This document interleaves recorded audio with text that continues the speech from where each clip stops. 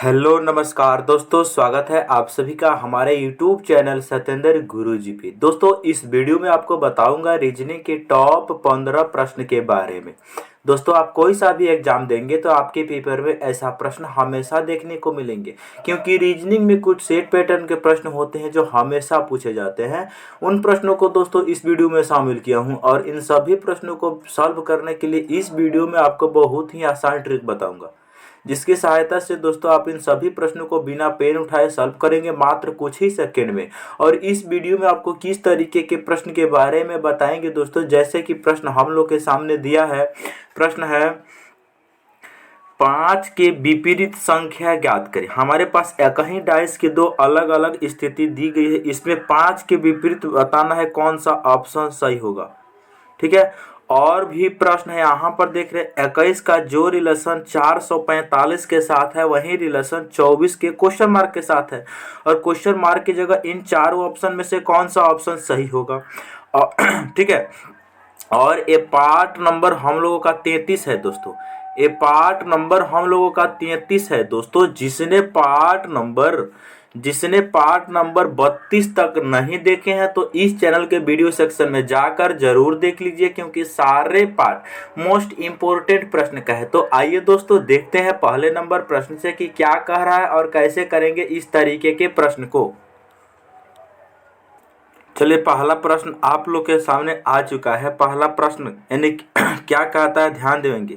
लेखक का जिस प्रकार संबंध कलम के साथ में है वही रिलेशन दर्जी का क्वेश्चन मार्क के साथ में। तो आप लोग वीडियो को रोक लीजिए और अपने से ट्राई कीजिए और जरूर कमेंट करके बताइए कि आपने कितना प्रश्न सही कर पाए। चलिए हम बताते हैं दोस्तों इसका आंसर कैसे देंगे। देखो ध्यान से, जिस प्रकार लेखक का रिलेशन जो है कलम के साथ में है वही रिलेशन दर्जी का क्वेश्चन मार्क के साथ है। तो दर्जी से का क्वेश्चन मार्क के साथ है तो कौन सा ऑप्शन क्वेश्चन मार्क की जगह आएगा। तो यहाँ पर एक चीज हम सभी कोई जानते हैं अच्छे से कि जो लेखक होता है, लेखक के किसी भी चीज को लिखने के लिए कलम की आवश्यकता होती है। लेखक को लिखने के लिए कलम की आवश्यकता होती है, उसी प्रकार दर्जे की सिलाई करने के लिए सुई की आवश्यकता होती है। तो इसका राइट आंसर ऑप्शन बी हो जाएगा। ठीक है। कैसे करना है, लेखक को लिखने के लिए कलम की आवश्यकता होती है, उसी प्रकार दर्जी को सिलाई करने के लिए सुई की आवश्यकता होती है। ठीक है। नेक्स्ट क्वेश्चन क्या है मेरे दोस्त, कह रहा ए सी ई का रिलेशन FG से है, उसी प्रकार OQS का क्वेश्चन मार्क के साथ है। क्वेश्चन मार्क की जगह इन चारों ऑप्शन में से कौन सा ऑप्शन आएगा। यहाँ पर क्या है मेरे दोस्त, ध्यान देंगे। क्या है, A है, उसके बाद में C है, उसके बाद में E है। इसको उसने क्या बनाया है, F बनाया है, H बनाया है, उसके बाद में उसने J बनाया है। फाइनली हम लोगों से पूछा क्या जा रहा है, O है, उसके बाद में Q है, उसके बाद में S है। इसका रिलेशन जो है मेरे दोस्त क्वेश्चन मार्क से है। क्वेश्चन मार्क की जगह क्या आएगा, यही बात को बताना। तो यहाँ पर जो लॉजिक है मेरे दोस्त, सबसे पहले देखेंगे कि A से F कैसे बना है। A का स्थान 1 होता है, F का स्थान 6 होता है। तो 1 से 6 बनाने के लिए प्लस का 5 किया गया होगा, तभी तो जाके बना होगा। बिल्कुल सही, प्लस का 5। अच्छा, सी से एच कैसे बना है। सी का जो स्थान होता है मेरे दोस्त 3 होता है, एच का स्थान होता है 8। तो 3 से 8 बनाने के लिए यहाँ भी प्लस का 5 किया गया है। ठीक है। अच्छा, यहाँ देखेंगे कि ई से जे कैसे बना है। ई का जो स्थान होता है 5 होता है, जे का स्थान 10 होता है। 5 से 10 बनाने के लिए यहाँ भी प्लस का 5 किया गया है। सेम लॉजिक यहाँ लगा देंगे हम, इन सारे में प्लस का 5 कर देंगे। ठीक है। इन सारे में प्लस का 5, इसमें भी प्लस का 5, इसमें भी अब प्लस का 5, इसमें भी। तो O का स्थान होता है 15। 15 में 5 को जोड़ेंगे 20 हो जाएगा। अब 20वां लेटर मेरे दोस्त T होता है। Q का स्थान होता है 17। 17 में 5 को जोड़ेंगे 22 हो जाएगा। अब 22 नंबर पे लेटर V होता है। S का स्थान होता है 19। 19 में 5 जोड़ेंगे 24। 24वां स्थान पर लेटर X होता है। तो यानी कि TVX इस प्रश्न का राइट आंसर हो जाएगा, जो कि ऑप्शन नंबर ए में दिया गया है मेरे दोस्त। ठीक है। तो इसका राइट आंसर ऑप्शन ए हो जाएगा। ठीक है। चलिए, तो मैं उम्मीद करता हूं कि आप लोग इस प्रश्न को जरूर समझ लिए होंगे दोस्त। अब हम लोग बढ़ते हैं अगले प्रश्न की ओर। अगला प्रश्न है 3 नंबर, श्रृंखला में अगला अक्षर ज्ञात कीजिए। श्रृंखला में अगला अक्षर ज्ञात करना है। यहाँ पर हमारे पास ए सीरीज चल रही है। ए सीरीज में क्या है? सीरीज में है देखो ए, उसके बाद में है डब्लू, ए डब्लू, उसके बाद में है ई, यू, उसके बाद में है आई और एस, उसके बाद में है एम और क्यू, और इसके बाद में है मेरे दोस्त क्वेश्चन मार्क। तो क्वेश्चन मार्क के ही जगह बताना है कि क्या आएगा। तो यहाँ देखेंगे कि सबसे पहले देखो कि ए से ई कैसे बना है। ए से ई कैसे बना है? देखो ए का स्थान 1 होता है, ई का स्थान 5 होता है, तो 1 से 5 बनाने के लिए प्लस का 4 किया गया होगा। ठीक है। उसी प्रकार ई से आई कैसे बना है? ई का स्थान होता है 5, आई का होता है 9, 5 से 9 बना, प्लस 4 यहाँ भी किया गया।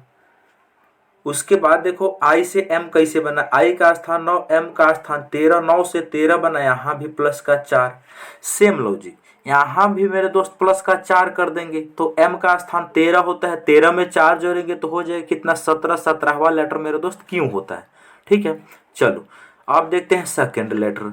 डब्लू से देखो कि यूं कैसे बना। जो डब्लू है ना, डब्लू से यूं कैसे बना? डब्लू का स्थान 23 होता है, यूं का स्थान 21 होता है, 23 से 21 बना, माइनस का 2 किया गया। उसी प्रकार यूं से एस बना, यूं का स्थान 21 और एस का स्थान होता है 19, 21 से 19 बनाया गया, माइनस का 2 किया गया।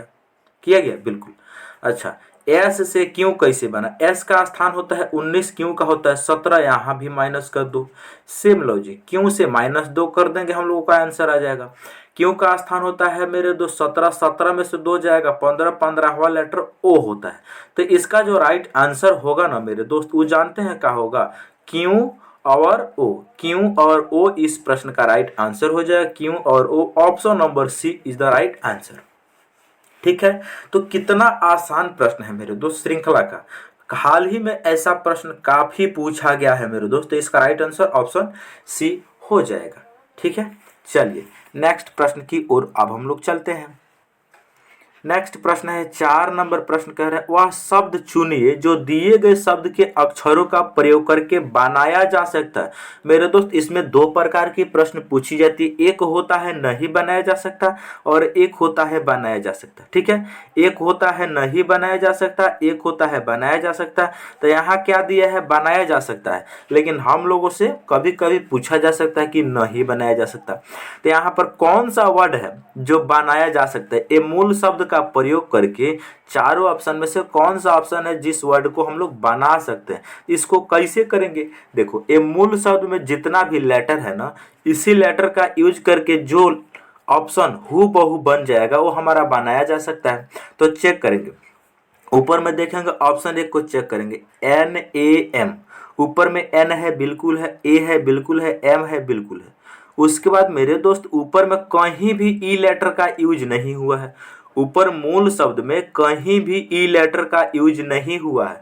तो ये बताइए ऑप्शन में कहाँ से आ सकता है? इसका मतलब ऑप्शन ए हम नहीं बना सकते। ऑप्शन नंबर बी को देखते हैं, BAS। ऊपर में बी है बिल्कुल है, ए है बिल्कुल है, एस है बिल्कुल है, AL। उसके बाद मेरे दोस्त देख रहे हैं ऊपर में देख रहे हैं एक बार ए, मूल शब्द में ए का प्रयोग एक बार हुआ है, जबकि इस ऑप्शन में ए का प्रयोग 2 बार नहीं हो सकता, क्योंकि जब ऊपर में एक बार ए आया है तो नीचे में ए 2 बार नहीं आ सकता, इसीलिए बी को भी नहीं बना सकते। सी को देखते हैं, SOUL, SO दोनों है, उसके बाद यू है, UL बिल्कुल है। इसका मतलब इनका चारों वर्ड जो है ना, ऑप्शन नंबर सी में चारों लेटर मूल शब्द में मौजूद है, इसीलिए इसको ही हम बना सकते हैं। ऑप्शन सी बनाया जा सकता है इसका यूज करके। अच्छा, ये दोनों तो हमने चेक कर लिया है। ऑप्शन डी काहे नहीं बना सकते, इसको भी देख लो, BIO। ऊपर में बी है बिल्कुल है, आई है बिल्कुल है, ओ है बिल्कुल है, ME, M है, ऊपर में कहीं भी ई लेटर का यूज नहीं है, तो मूल शब्द में ई नहीं है, तो ऑप्शन में ई कहाँ से आ सकता है? इसीलिए ये भी गलत हो गया। तो कुल मिला के हमारा ऑप्शन नंबर सी सही हो गया मेरे दोस्त। तो इसका राइट आंसर ऑप्शन सी। तो ऐसे करते हैं मेरे दोस्त इस प्रकार के प्रश्न को। ठीक है ना। चलिए बढ़ते हैं अगले प्रश्न की तरफ। अगला प्रश्न है जल प्रतिबिंब ज्ञात करिए। जल प्रतिबिंब में एक्चुअल होता है क्या मेरे दोस्त, ध्यान देंगे। जल प्रतिबिंब में देखो, जल प्रतिबिंब में होता है क्या कि दायां और बायां, दायां और बायां, लेफ्ट और राइट सेम होता है, ऊपर और नीचे चेंज हो जाता है। जब तुम दर्पण को नीचे रख देना धरती पे और उसके सामने खड़ा होना, तो जो तुम्हारा पैर है ना वो ऊपर दिखेगा, जो सर है वो नीचे दिखेगा, दायां बायां चेंज नहीं होता है।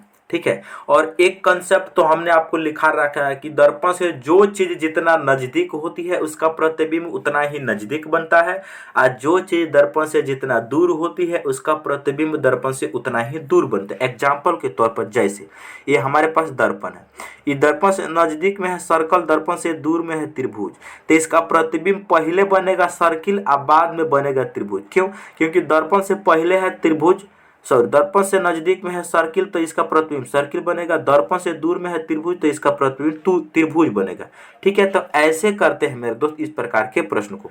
तो यहाँ पर जो हमारे पास ये आकृति दी गई है ना, इस आकृति को जल प्रतिबिंब में देखने पर कैसा दिखाई देगा, तो जल प्रतिबिंब में एक्चुअल में होता है क्या कि ऊपर नीचे चेंज होता है, बाकी सब सेम होता है। तो ये दर्पण से दूर है तो इसका प्रतिबिंब दर्पण से दूर बनेगा, यानी दर्पण के त्रिभुज वाला जो कोना है ना, ये दर्पण से दूर में है तो इसका प्रतिबिंब दर्पण से दूर बनेगा, ऐसे बनेगा मेरे दोस्त, ऐसे। ठीक है। और ये जो सर्किल है ये आ जाएगा यहाँ पर।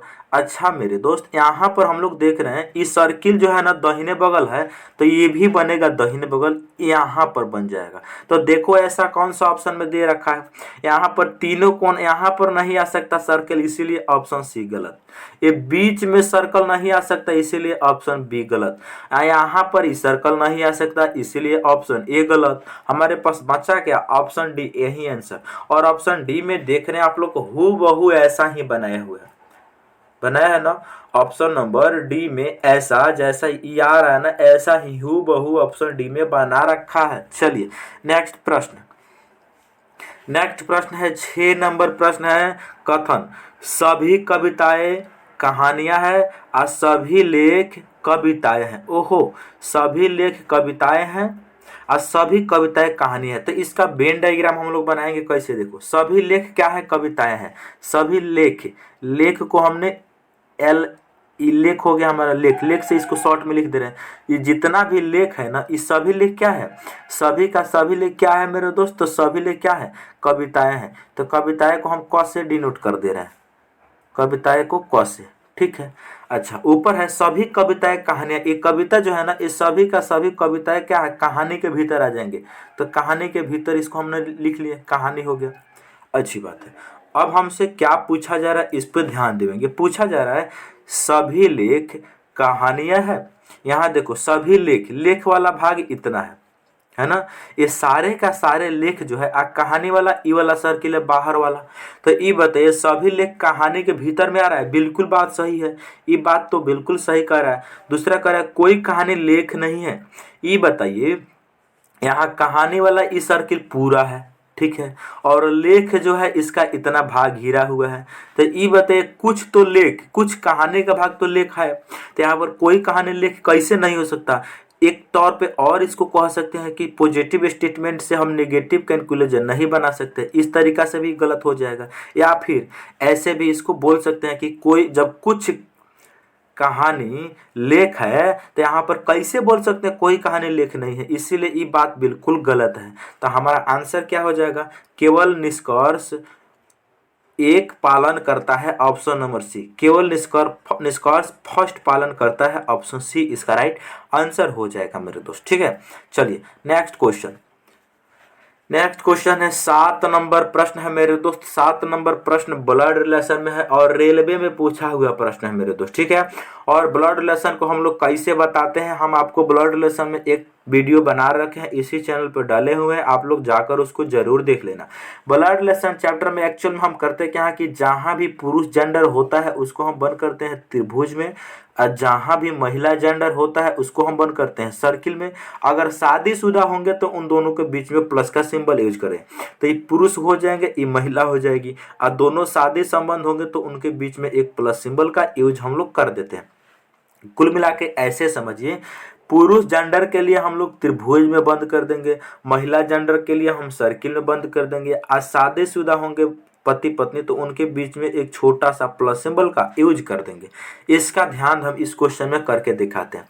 प्रश्न बोला गया है ए प्लस बी का अर्थ है, सॉरी ए भागा बी का अर्थ है ए बी की पुत्री है।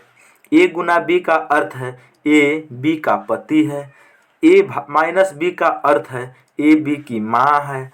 ए प्लस बी का अर्थ है ए बी का भाई है। मेरे दोस्त यहाँ से लेकर यहाँ तक जो दिया है ना एग्जाम में, देखो यहाँ से लेकर यहाँ तक जो दिया है वो एग्जाम में दी जाती है। इसे घर से रट के जाने की बिल्कुल आवश्यकता नहीं है। हम लोगों से पूछा गया तो बताइए कि जो समीकरण लिखा गया है इसी तरह इस समीकरण का यूज करके बताइए z का v से क्या संबंध है। तो मेरे दोस्त यहाँ से z और v के पूछा गया है, तो यहाँ से ये पूरा समीकरण को हम नहीं बनाएंगे, हम केवल बना लेंगे v से लेकर z तक। v से लेकर z तक हम लोग बना सकते हैं। तो यहाँ पर क्या है v, उसके बाद में भागा है v भागा w, उसके बाद में है प्लस y, ठीक है, प्लस y गुना है z, ठीक है। तो इनका मेरे दोस्त यहाँ पर गुना z है ना, इनका यूज करना है, ठीक है। और इनका यूज करके हमको बताना है कि z का v से क्या संबंध है। तो चलेंगे इसको कैसे करेंगे मेरे दोस्त, ध्यान से देखना। यहाँ पर हम लोग देखेंगे a भागा b को उसने क्या पढ़ा है a b की पुत्री है, और इसमें प्रश्न में दिया है v भागा w। तो इसको हम कैसे पढ़ेंगे, a भागा b को क्वेश्चन ने पढ़ा है a b की पुत्री है, तो v भागा w को हम लोग कैसे पढ़ेंगे कि v w की पुत्री है। जो v है ना मेरे दोस्त वो w की पुत्री है, तो w से नीचे आ जाएगी v। अब पुत्री है इसका मतलब फीमेल जेंडर है, तो इसको हम लोग बंद कर देंगे सर्किल में। समझ रहे हैं, बिल्कुल। आगे प्रश्न है मेरे तो ध्यान से सुनना, w प्लस वाई। क्वेश्चन ने पढ़ा है a प्लस बी का अर्थ है ए बी का भाई है। a प्लस बी का अर्थ है ए बी का भाई है, तो w प्लस वाई को हम कैसे पढ़ेंगे, w y का भाई है। जो w है ना मेरे दोस्त वो y का क्या है, भाई है। y का भाई है तो पुरुष जेंडर है, तो इसको हम बंद कर देंगे त्रिभुज में, पुरुष जेंडर है w। अच्छा, आगे प्रश्न है y गुना z। क्वेश्चन ने पढ़ा है a गुना b का अर्थ है ए बी की पति है। a गुना b का अर्थ है ए बी का पति है। तो यहाँ पर हम लोग कैसे पढ़ेंगे, y गुना z को पढ़ेंगे y z की पति है, y z का पति है। जो y है ना वो z का पति है, तो z को यहाँ बनाएंगे। अब पति है इसीलिए इसको हम लोग त्रिभुज में बंद कर देंगे, आई हो जाएगी सर्किल में बंद, क्योंकि पति पत्नी हो गए तो इन दोनों के बीच में प्लस सिंबल हम लोग यूज कर देंगे। हमारे पास कुल मिला के फैमिली ट्री इतना बन चुका है। इस फैमिली ट्री से हम लोगों से कुछ भी पूछा जाए हम आंसर जरूर बता सकते हैं। प्रश्न कर रहा है z का v से क्या संबंध है। जो z है ना वो v का कौन है, तो w जो है वो v का पिता है। अच्छा, y जो है वो v का चाचा है, और चाचा के पत्नी है ई, ठीक है। तो यहाँ पर आंसर के रूप में यहाँ पर चाची तो दिया नहीं है, तो आंसर हम क्या करेंगे, देखो लिखा है पिता के भाई की पत्नी, बिल्कुल सही, ऑप्शन ए। इसके पिता के भाई के पत्नी है z, बिल्कुल। v के पिता w, इसके भाई y, इसके पत्नी z, यानी v के पिता के भाई की पत्नी है। तो इसका राइट आंसर ऑप्शन ए हो जाएगा, ठीक है मेरे दोस्त। चलिए नेक्स्ट क्वेश्चन। नेक्स्ट क्वेश्चन है 8 नंबर, काफी इंपॉर्टेंट प्रश्न है मेरे दोस्त। आजकल हाल ही में ऐसा एग्जाम बहुत पूछा जा रहा है। यहाँ पर प्रश्न कह रहा है कि 21 का जो रिलेशन 445 के साथ है वही रिलेशन 24 का क्वेश्चन मार्क के साथ है, और क्वेश्चन मार्क के वैल्यू हम लोगों को बताना। तो क्या करेंगे, यहाँ पर देखो सबसे पहले यहाँ पर हम 12 में लिखते हैं। 21 है ना, 21 से उसने क्या किया है, 21 से बनाया है 445, ठीक है। उसके बाद मेरे दोस्त यहाँ पर 24 है ना, इसका रिलेशन जो हो जाएगा क्वेश्चन मार्क से हो जाएगा। तो क्वेश्चन मार्क की जगह क्या आएगा, यही बात को बताना है। तो सबसे पहले यहाँ पर हम लोग देखेंगे कि 21 से 445 कैसे हम लोग बना सकते हैं। तो देखो 21 से 445 हम लोग बना सकते हैं, जानते हैं कैसे। 21 से 445 हम लोग कैसे बना सकते हैं, ध्यान देंगे। यहाँ पर 21 जो है ना, 21 का हम लोग कर देंगे अगर स्क्वायर, ये जो 21 लिखा है अगर हम लोग कर दे स्क्वायर, ठीक है। 21 का स्क्वायर करके आप +4 को जोड़ देंगे तो मेरे दोस्त 445 बन जाएगा। ये बात को समझ रहे हैं। 21 का स्क्वायर करके +4 हम लोग जोड़ देंगे ना, 21 का स्क्वायर कर देंगे आप +4 हम लोग जोड़ देंगे तो 445 बन जाएगा, क्योंकि 21 का स्क्वायर 4 से 41 होता है। सेम लॉजिक मेरे दोस्त यहाँ पर लग जाएगा। जो 24 है ना, ये 24 का हम लोग करेंगे स्क्वायर, तो 24 का स्क्वायर करके इसमें +4 जोड़ देंगे। 24 का स्क्वायर होता है मेरे दोस्त 576, ठीक है। जैसे ही इसमें प्लस का 4 जोड़ेंगे तो ये कितना हो जाएगा, 580, 580 इस प्रश्न का राइट आंसर हो जाएगा मेरे दोस्त, ऑप्शन नंबर बी। ठीक है, तो ऐसे करना होता है इस प्रकार के प्रश्न को मेरे दोस्त। ठीक है, यहाँ पर 21 से 445 हम लोग कैसे बना सकते हैं, 21 का स्क्वायर +4 कर देंगे तो 445 बन जाएगा। सेम लॉजिक मेरे दोस्त 24 का स्क्वायर करके +4 कर देंगे तो यहाँ पर 580 बन जाएगा। ठीक है, चलिए नेक्स्ट प्रश्न क्या है। नेक्स्ट प्रश्न है कोडिंग डिकोडिंग का, और ए मिक्स्ड कोडिंग का प्रश्न कर रहा है। किसी निश्चित कोड भाषा में 274 का अर्थ है गुड इज ग्रेट, 137 का अर्थ है आई रॉन्ग आई वर्कशिप गॉड, और 752 का अर्थ है गॉड इज ऑमनिपोटेंट है। तो इसी भाषा में ये बताइए कि वर्कशिप का कोड क्या होगा। चलेंगे तो संख्या का अर्थ माने वर्कशिप है ना, उसका कोड क्या होगा। तो यहाँ पर सबसे पहले इसको हम लोग लिखेंगे 2, उसके बाद में क्या है 7 है, यहाँ पर देखेंगे क्या है 2 है 7 है, उसके बाद में क्या है 4 है। इसको उसने क्या लिखा है, इसने उसको लिखा है God is great, God is great लिखा है। ठीक है, गॉड इज ग्रेट लिखा है। अगला बार क्या लिखा है 137 का अर्थ उसने क्या लिखा है, 137 है ना, इसका अर्थ उसने क्या लिखा है, 137 का अर्थ उसने लिखा है आई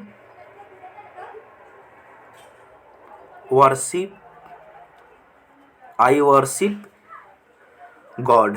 ठीक है, अगला स्टेप में क्या लिखा है, यहाँ पे लिखा है 752, 752 का अर्थ उसने क्या लिखा है, 752 को उसने लिखा है मेरे दोस्त ध्यान देंगे, 752 को उसने लिखा है गॉड इज OMNIPOTENT यही लिखा है। हम लोगों से पूछा गया है मेरे दोस्त कि यहाँ पर आपको बताना है कि यहाँ पर जो वर्शिप है ना इसका कोड क्या होगा। तो मेरे दोस्त देखो, बराबर के बाएं साइड में कोई ऐसा नंबर होगा जो तीनों में कॉमन होगा, उसी प्रकार दाहिने बगल में कोई वर्ड ऐसा होगा जो तीनों में कॉमन होगा। इसका लॉजिक यही होता है। तो बराबर के हम बाएं साइड में देख रहे हैं, कुछ कॉमन दिख रहा है आपको, बिल्कुल दिख रहा है।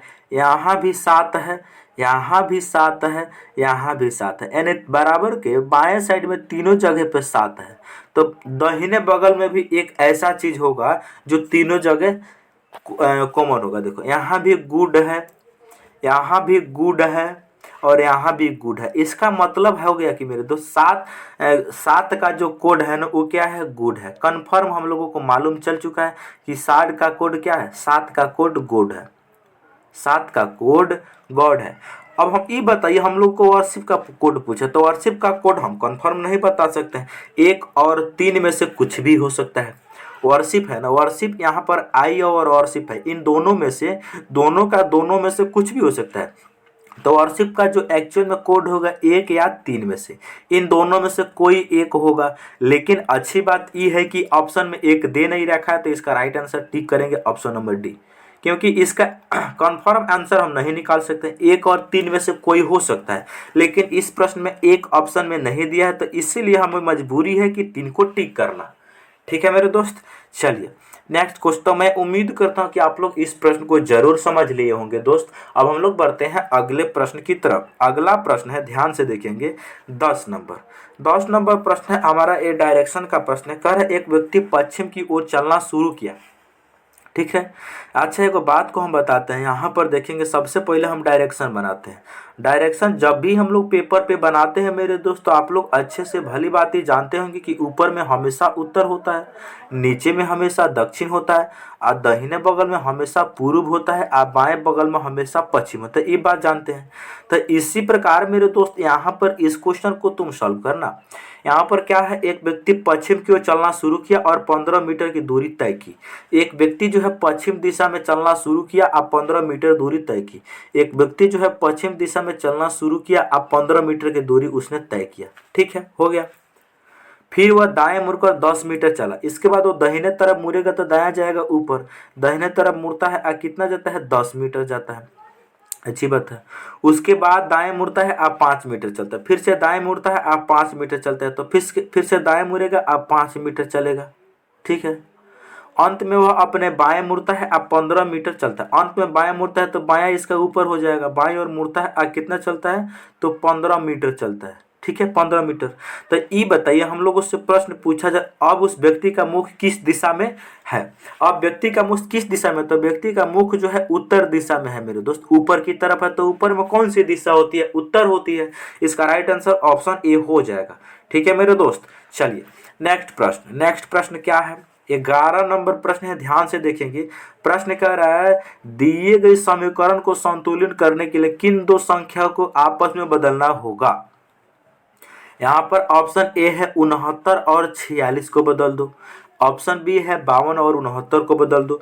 ऑप्शन सी है 46 और 23 को बदल दो। ऑप्शन डी है 52 और 26 को बदल दो। तो हम इस प्रश्न में कुछ भी लॉजिक नहीं लगा सकते। हमें सबसे पहले इसमें करना क्या होगा मेरे दोस्त, कि यहाँ पर एक एक ऑप्शन को चेक करना होगा। तो यहाँ पर मान लेते हैं कि ऑप्शन ए हमारा सही है। ऑप्शन ए के अकॉर्डिंग जहां भी 69 है उसके जगह पे 46 लिखेंगे, और जहां भी 46 है उसके जगह पे 69 लिखेंगे। तो यहाँ पर क्या है, 52 है।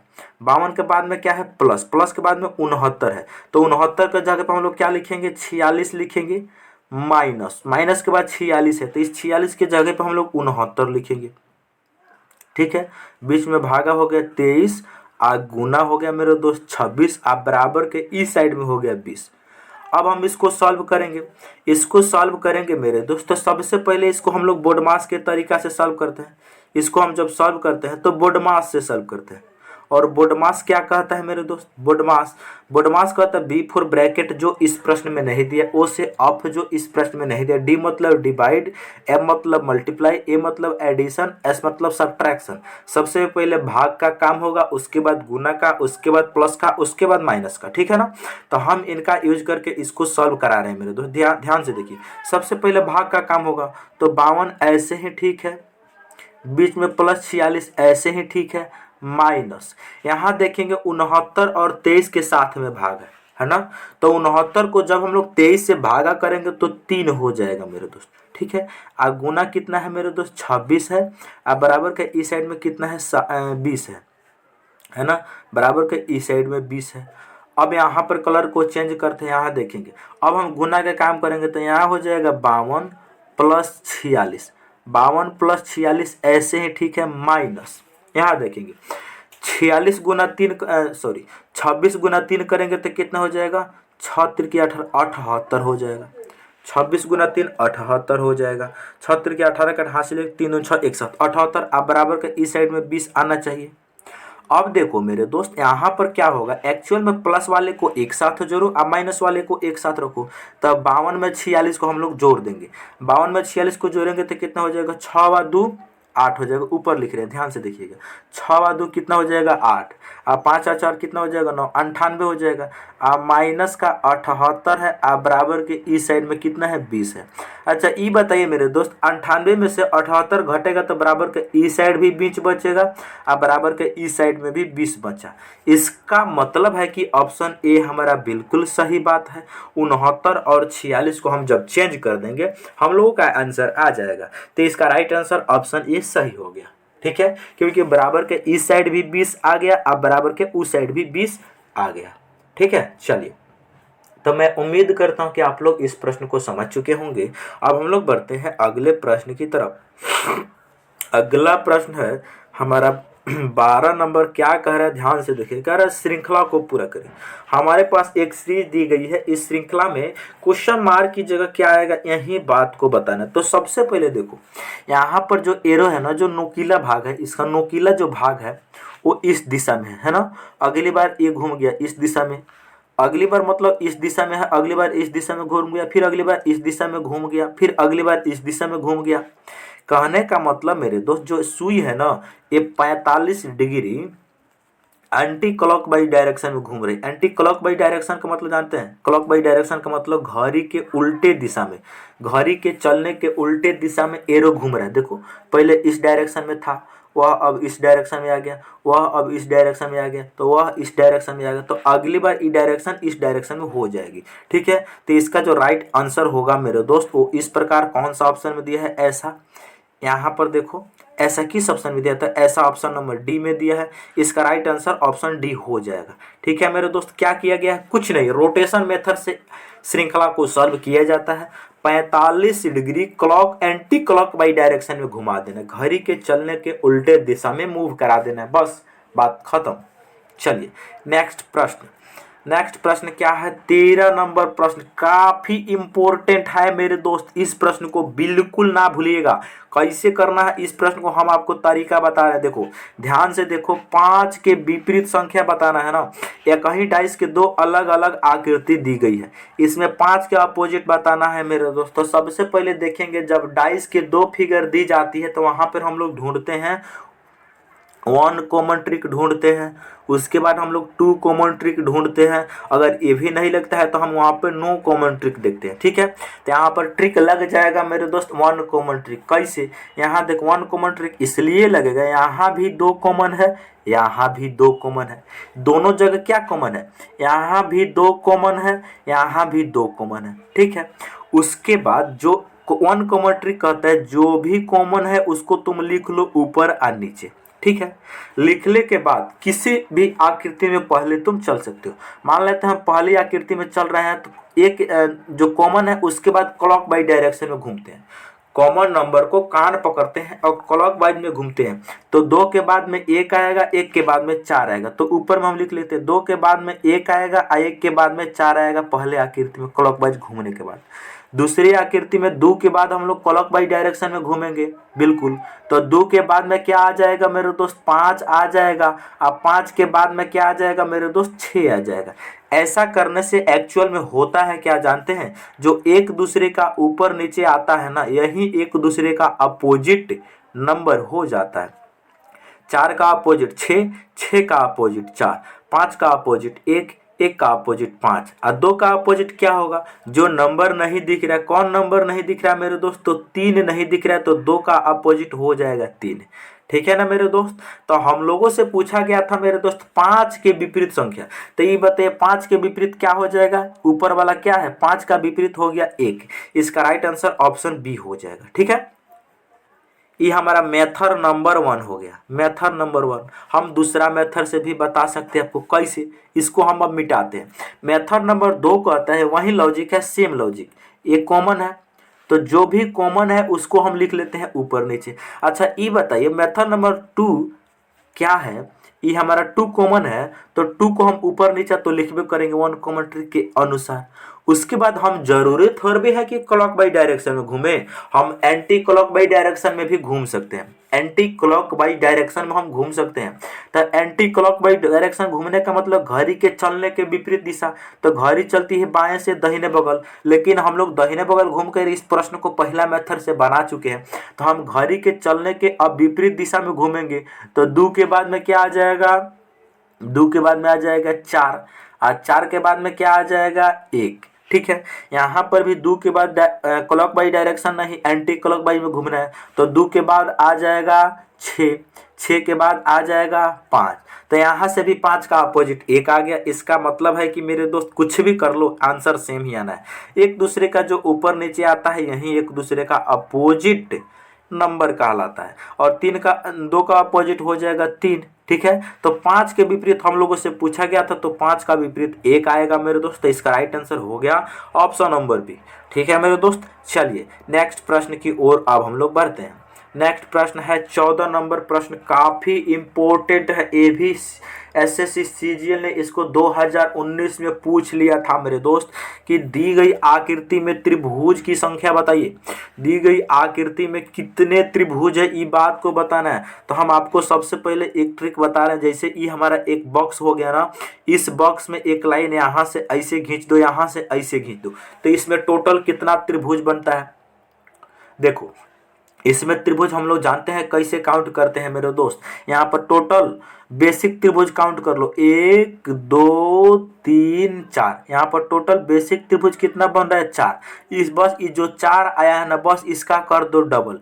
इसका डबल कर दोगे तो 4 दूनी 8 त्रिभुज हो जाएगी इस आकृति में। अब हम लोगों से पूछिए कि भैया 8 त्रिभुज कहाँ से आया, कैसे आया, किस प्रकार आया, तो हम बता भी देते हैं। बेसिक है तो हम बता देते हैं। अच्छा, यहाँ से अभी तो 1 2 3 4 4 त्रिभुज तो आपके सामने दिख रहा होगा, बिल्कुल।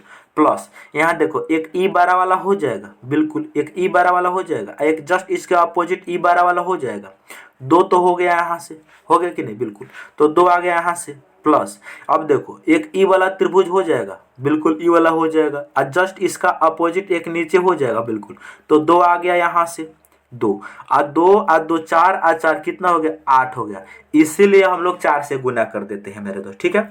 जितना त्रिभुज बनते हैं बस उसको हम लोग डबल इसीलिए कर देते हैं। तो एक कंसेप्ट भी आप लोग समझ चुके होंगे। चलिए, तो अब हम इस बेसिक फिगर को यूज करके यहाँ पर आंसर निकाल रहे हैं। हमारे पास एक बेसिक फिगर ई है, एक बेसिक फिगर ई है और एक बेसिक फिगर ई है ना। तो यहाँ पर कितना त्रिभुज बनेगा यही हम लोगों को बताना है। तो यहाँ पर 1 2 3 4, 1 2 3 4 यानी कि 8 त्रिभुज इसमें भी बनेगा, 8 त्रिभुज इसमें भी बनेगा, 8 त्रिभुज इसमें भी बनेगा। कहने का मतलब मेरे दोस्त 1 2 3 4 8 त्रिभुज इसमें भी बनेगा, 8 त्रिभुज इसमें भी बनेगा, 8 त्रिभुज इसमें भी बनेगा। तो 8 त्रिकी कितना हो जाएगा मेरे दोस्त, 24 हो जाएगा। समझ जाए, यानी कि बेसिक त्रिभुज तो इसमें 24 बनेगा। अब देखो, जब तुम मेरे दोस्त इन दोनों आकृति को आपस में जोड़ दोगे, जब तुम इन दोनों आकृति को आपस में जोड़ दोगे तो हमारे पास इतना आकृति बचा। इसमें देखो, इन दोनों आकृति को जोड़ने के बाद क्या कोई नया त्रिभुज का निर्माण हो रहा है कि नहीं?